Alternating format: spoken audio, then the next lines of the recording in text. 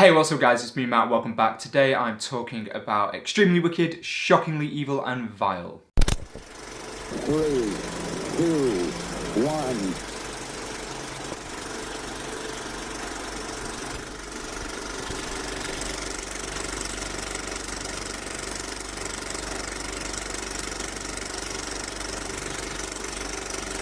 Extremely Wicked, Shockingly Evil and Vile is directed by John Berlinger, starring Zac Efron and Lily Collins. The movie tells the story of notorious serial killer Ted Bundy, played by Zac Efron. The film is very different to how I thought it was going to be.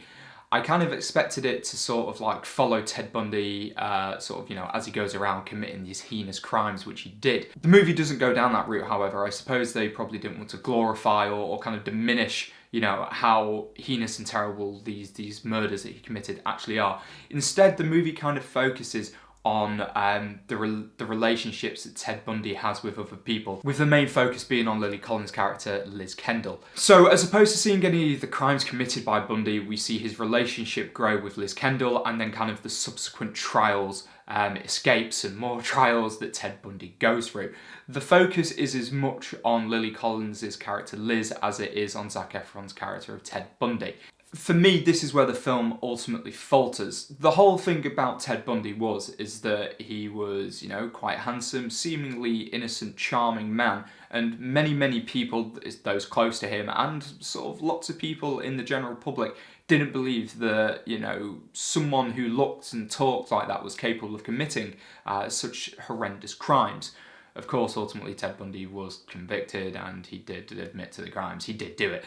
I don't feel the movie does a good enough job, though, of sort of exploring how he's kind of manipulated and sort of dragged these people into his life and got them to believe that he's such a good... I feel like the film could have just gone harder on that. It could have focused a lot more down that avenue, but it doesn't quite do enough for me to make it a good movie. And the way that it's kind of framed is it wants you as the audience member to kind of be one of those people, and it's done in a way that as you're watching it, you're kind of like, well, did he do this? Maybe he is innocent, maybe he didn't do this. Which would have been fine. However, I watched the freaking Ted Bundy documentary on Netflix, which is coincidentally also directed by Joe Berlinger, so I don't know if this is a deliberate kind of two-part thing. But I'd watched that like a month or so before I'd seen this movie, so I knew that he did it all. And I don't know, I think that kind of ruined the movie for me. I think perhaps if I knew nothing about Ted Bundy, and I'd watched this movie, and I'm sat there going, did he, didn't he, did he? He did! Then maybe it would have had the sort of hard-hitting effect which I think they wanted it to have. But I knew the story, so I was just like, well, he did it, he's a dick. But it didn't delve in deep enough to show me how he's manipulated all these people around him into believing that he hadn't done any of it. One thing I did like in regards to the movie, they did kind of show how much of a media circus his trial was, and how even he himself kind of used it as a platform to sort of provide entertainment and kind of twist the public into believing he didn't do it. The judge is played by John Malkovich, who clearly had a great time playing this role. Anyone who's watched the documentary and then watches the movie, you'll see that John Malkovich does deliver some of the judge's lines, one of those lines actually being the title of the movie, and he clearly has a great time doing it. John Malkovich absolutely crushes it playing the judge in this role. And just because I wasn't overly sort of fond of how they framed the movie, Lily Collins is great, Zac Efron is great as Ted Bundy. Like, as I said, you kind of believe, like, you kind of do get how he sort of charms people in. I just didn't think it delved in deep enough. However, Zac Efron is pretty good. For me personally, I think the movie could have been improved by maybe, he murdered a hell of a lot of women, and obviously you don't want to portray all of that in a film.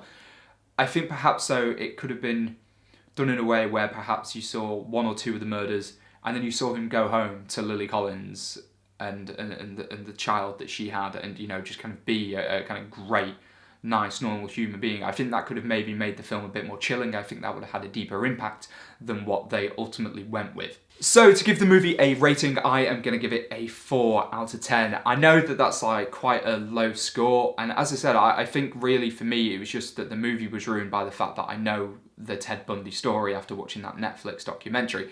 I think if you know nothing about Ted Bundy, you'll probably enjoy it a bit more. Like I said, the performances from the cast were great. I just felt the framing of the story wasn't the right way to go about it. I think they could have pressed harder on how he went about manipulating people, and I think perhaps showing some of the bone-chilling crimes and then how he went back to living his normal life would have done a good job in sort of showing how he went about manipulating people. So cheers for watching the video, guys. Thank you very much. Have you seen the movie? Do let me know down below in the comments your thoughts if you have. If you haven't already, please subscribe to the channel, and until next time, take care.